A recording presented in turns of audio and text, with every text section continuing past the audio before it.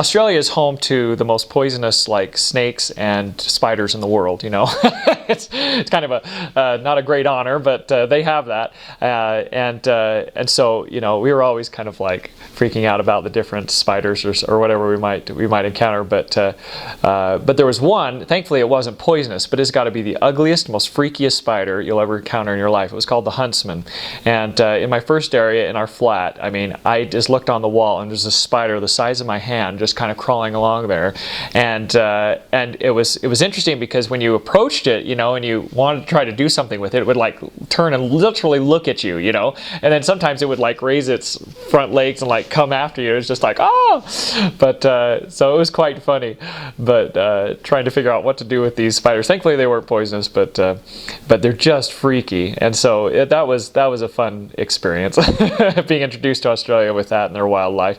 But yeah, I mean, you know, they have a white tail and a red back, you know, what they call them, poisonous little spiders, and you had to be aware of, and different things like that. But that was just kind of part of the fun, I guess, of serving there.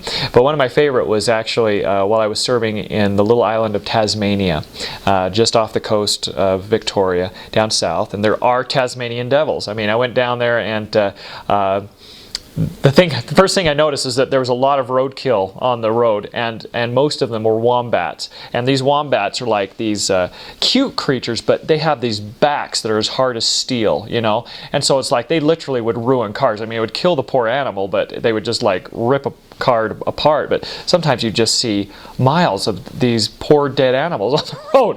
It was big wildlife, you know. And but also in Tasmania, it was amazing because, you know, we here, you know, you have these exotic birds that we consider exotic, and they're expensive, these cockatoos and these parrots and other things like that. And there they were just running wild in huge flocks, and it was just amazing to me to just see these beautiful, beautiful birds just running around, just flying around, like, you know, in their home state. It was amazing. And then we also went to this little wildlife preserve, and we were able to actually experience a Tasmanian devil, and they were these incredible little creatures. It was so fun because I kind of thought of them as kind of being a cross between a pig and a rat. I know that's kind of strange, but they were just these amazing animals, but they were scavengers. But they had these jaws of steel and these teeth that were rock hard and very sharp. And so they would literally just feed them like bone, you know, and parts of the animal that had bone in it, and they would just crunch right through it. And they had this awful screech that's just you know, and that's actually how they got their names, because when the settlers first came there, they would hear these awful high-pitched screams, and they would shine their light into the forest or whatever, and they see these glowing red eyes of the devils, and so that's why they call them the Tasmanian devils.